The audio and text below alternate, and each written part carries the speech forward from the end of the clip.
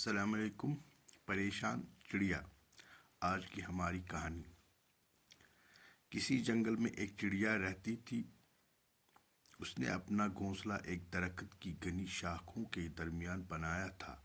اس کے ساتھ اس کے 2 بچے اور ایک بوڑھی ماں بھی رہا کرتی تھی۔ اس نے رات دن ایک کر کے اپنے بچوں کی پرورش کی تھی۔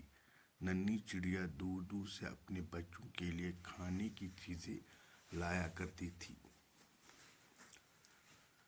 چڑیا کو اپنے بچوں سے بہت ہی محبت تھی۔ وہ دن کے وقت اپنے بچوں کو گھر سے باہر نکلنے نہیں دیتی اور رات کو اپنے پروں میں چھپا کر سویا کرتی۔ اب بچے بھی کچھ بڑے ہو گئے اور اپنی زبان سے چوں چوں چیں چیں کرنے لگے۔ جب چڑیا کھانے کی تلاش میں گھر سے باہر جاتی تو بچوں کے لیے بہت فکر مند رہتی تھی۔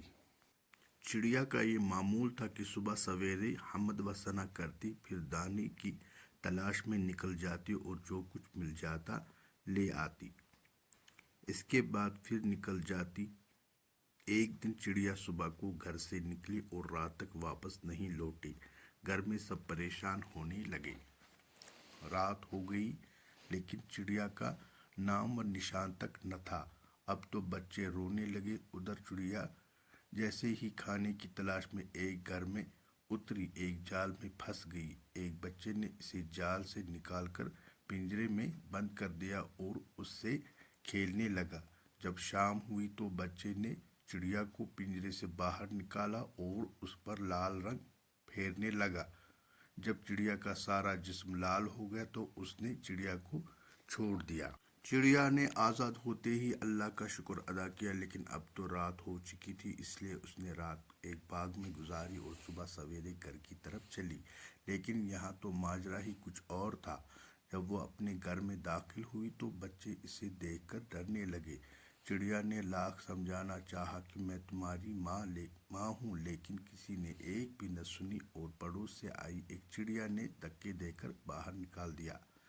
چڑیا زور و قطع رونے لگی۔ چڑیا نہیں چاہتی تھی کہ اس کے بچے بھوک سے مر جائیں، اس لیے وہ بچوں کے ڈرنے کے باوجود روزانہ ان کے لیے دانہ لے کر گھر میں رکھ جاتی تھی۔ ایک دن جب وہ جنگل کی طرف دانے کی تلاش میں جا رہی تھی تو اس کی ملاقات ایک پری سے ہوئی۔ چڑیا کو دیکھ کر پری نے کہا، بہن چڑیا، تم بہت پریشان اور دکھی نظر آ رہی ہو۔ چڑیا نے سارا ماجرا کہہ سنایا۔ قصہ سن کر پری نے کہا، صبح کو اٹھ کر سورج سے اپنا حال بیان کرنا، وہ ضرور تمہاری مدد کرے گا۔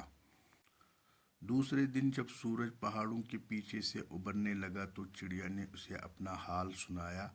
چڑیا کا حال سن کر سورج کو بھی بہت دکھ ہوا۔ پھر اس نے چڑیا سے کہا، کل آسمان پر بادل چھائیں گے اور بارش بھی ہوگی۔ بارش کے بعد ایک خوبصورت قوس قزح آسمان پر نمودار ہوگی۔ تم صبح اٹھ کر شبنم سے غسل کرنا، پھر بڑے درخت کی ایک اونچی سی شاخ پر بیٹھ جانا۔ جب میری پہلی کرن نکلے گی تو اس کی روشنی تمہارے جسم پر بھی پڑے گی۔ پھر جب تم قوس قزح کے رنگ غائب ہوں گے تو اس کے ساتھ تمہارا رنگ بھی غائب ہو جائے گا۔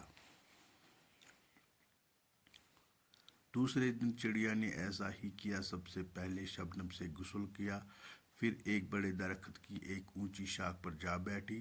تھوڑی دیر کے بعد آسمان پر بادل چھا گئے اور بارش ہونے لگی۔ پھر قوس قزح بھی نمودار ہوئی۔ جب سورج نکلا تو اس کی روشنی اس پر بھی پڑنے لگی۔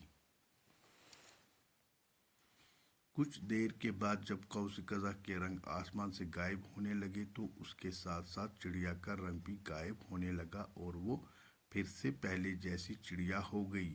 یہ دیکھ کر وہ بہت خوش ہوئی اور ایک دم اپنے گھر کی طرف اڑی۔ بچے اپنی ماں کو صحیح سلامت دیکھ کر اس سے چمٹ گئے۔ ماں نے بچوں کو بہت پیار کیا اور پھر اپنا سارا حال بیان کیا۔ سب بچے شرمندہ ہو گئے اور اس سے معافی مانگنے لگے۔ چڑیا نے سب کو معاف کر دیا اور پھر وہ پہلے کی طرح ہنسی خوشی رہنے لگے۔ شکریہ ناظرین، اگر ہماری کہانی آپ کو اچھی لگے تو اسے کمنٹ ضرور کرے گا، ساتھ ہی چینل کو سبسکرائب بھی کیجیے گا۔ شکریہ۔